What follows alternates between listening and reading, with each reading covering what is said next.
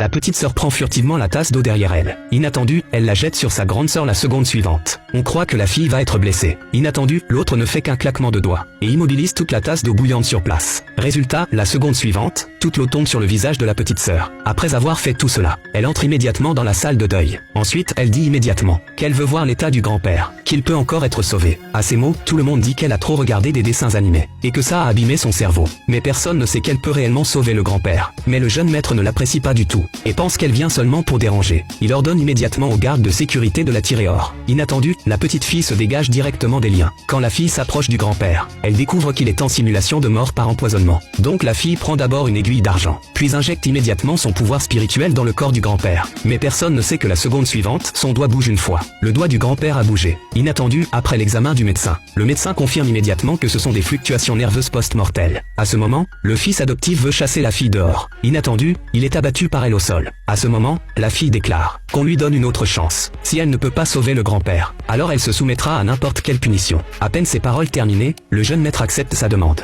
À ce moment, la fille fait aussi un serment qu'elle va absolument sauver le grand-père. Ensuite, elle injecte immédiatement des dizaines d'aiguilles d'argent dans le corps du grand-père, puis crie fort que maman est de retour. Inattendu, le grand-père revient réellement à la vie. Tout le monde est sous le choc. Et la première chose que le grand-père fait après réveil est de s'agenouiller devant la petite fille et de crier maman.